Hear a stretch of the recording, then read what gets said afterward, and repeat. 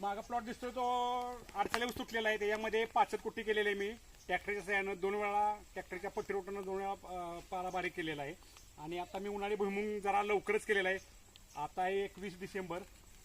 भुईमुंग लवकर उगवून येईल. टेम्परेचर जरा बऱ्यापैकी आमच्या ढगाळ वातावरण असल्यामुळे लवकर येणार आहे. 1 जानेवारीपर्यंत भुईमुंग 15 डिसेंबर ते 15 जानेवारी मुदत असते.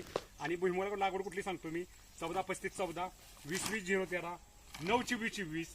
आणि महत्वाची म्हणजे हे यारा कॉम्प्लेक्स, ही लागवड आपण एकरी यारा कॉम्प्लेक्स आम्ही 4 किलो वापरतो. आणि हे तिन्ही लागवडी मिश्रण मला गेल्या वर्षी चांगलं उत्पन्न भुईमुगाचं उन्हाळी भुईमुगाचं मिळालं होतं. आणि तुम्हाला हे सांगायचं आहे की माझा पाला हा जो आहे तो खुडकी आणि पाला असंच असणार आहे. कुठेतरी खुडकी उगवणार हे मान्य करतो मी तुम्हाला, कारण पण हे खत महत्वाचं आहे खुडकीचं आणि पाल्याचं. 4.5 टन खत आपल्याला मिळणार.